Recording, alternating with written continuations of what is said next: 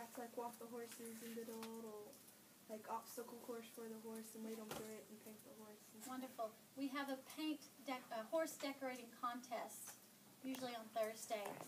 And they get the opportunity during that time to paint the horses and do their hair. One year we had one decorated like the American flag. It was awesome, except that year we used the wrong paint. It wasn't washable, and that horse looked like that for a while, which is cool. It was cool. It was kind of interesting. But yes, painting horses is awesome. And the obstacle course for the horses is kind of the same thing what I was talking about a while ago, the sensory obstacle course. It helps the horse and the kid. Okay? So it's kind of for both of them. I wish I had pictures of that. I'm going to purchase a thing that I just found on that, but it's going to be really cool. I can't wait. I'm excited about it. More questions? Yes. Do any of the kids ever get frustrated? Do you ever get frustrated? Yeah, a lot. Yes. Everybody gets frustrated when there's a challenge sometimes. It's just how you handle that. And we're all there to help them. Last year I had a girl ride on her hands and knees while the horse was walking, alternating her hands like this. It was awesome. She overcome that first week. She could barely even turn around backwards on the horse. Yeah, they get frustrated. Everyone gets frustrated.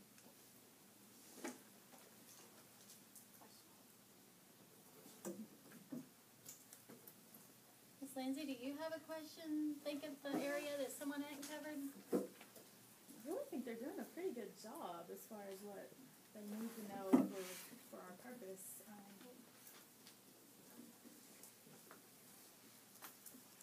Nothing else, though? Do you need a second to look it over and see if you've covered everything? Or Let me look at your questions, see if we've answered everything. yeah, a lot of them are probably stuff I'm going to have to answer.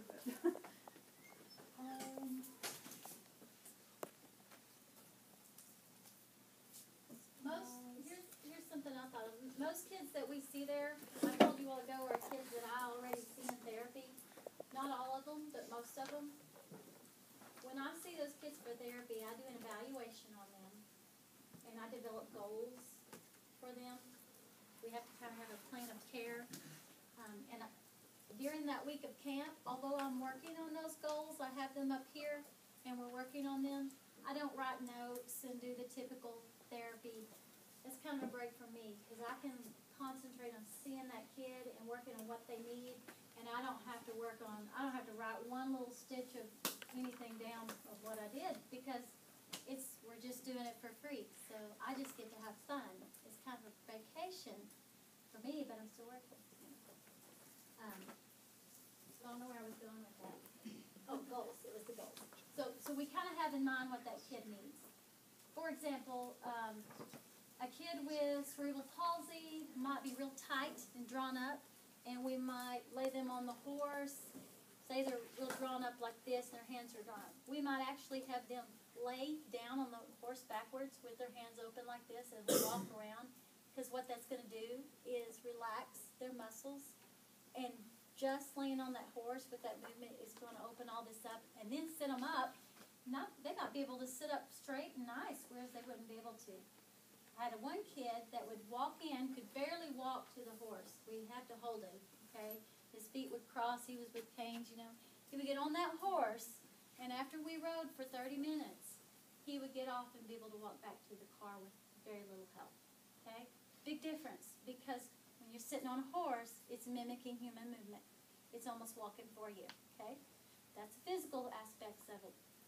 There's a whole other side of it, the sensory aspects that I don't have time to explain, but that's why the kids with autism do so well.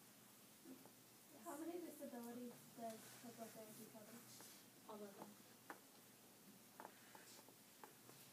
There's one disability that you have to be very careful with. A child with Down syndrome, they really need to be 3 to 4 years of age, and they have to be cleared by a doctor to participate, because they have their muscle tone and developed real well usually, and they have a place in the back of their neck. You have to be sure all that's okay before you put them on a horse, because the jarring can be bad for them. So that is a contraindication. If they've had a brain injury, something like that, I usually feel more comfortable getting it cleared by the doctor just before they participate in something like that. But any of those disabilities are not contraindicated.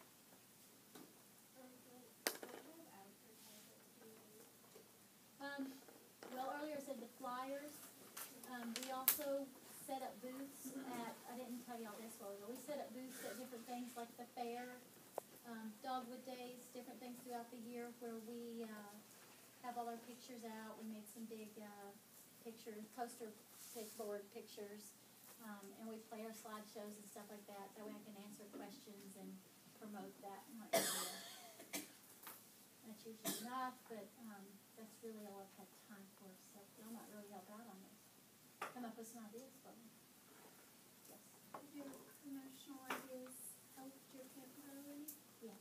It's grown bigger and better every year. It's grown to the point now where if it gets much bigger, we're really going to need to expand it. It needs to become year-round if we're going to expand it a whole lot, which would be wonderful to me.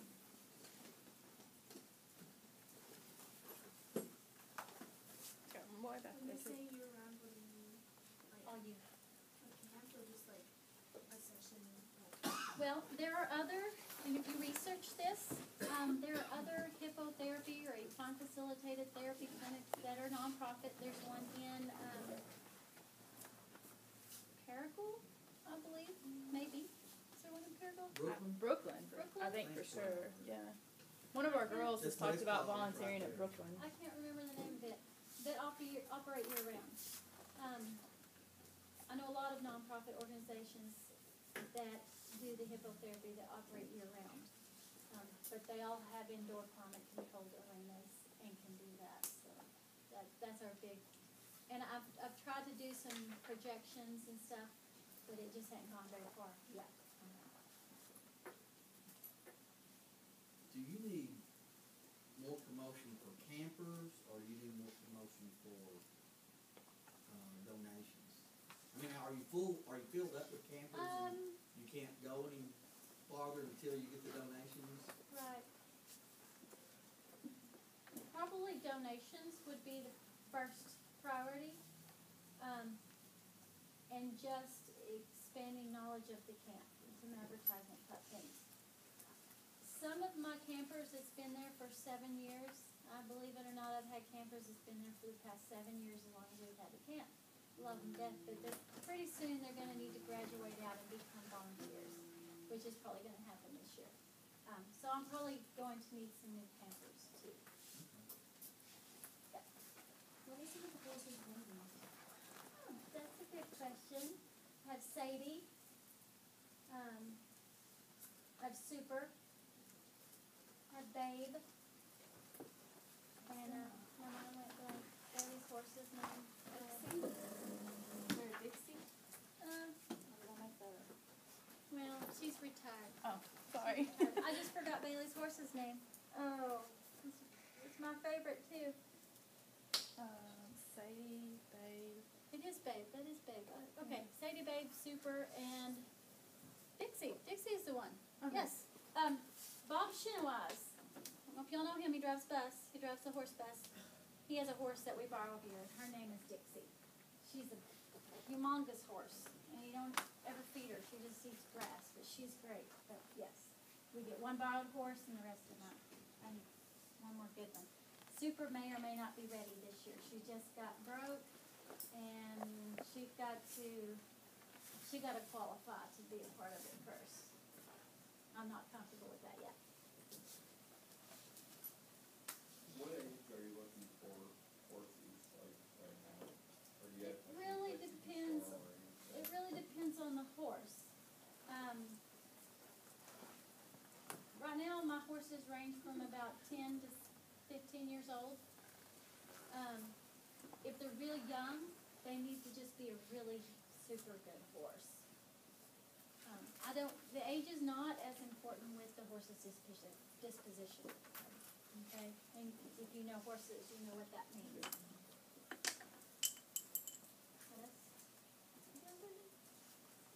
Certainly had a question.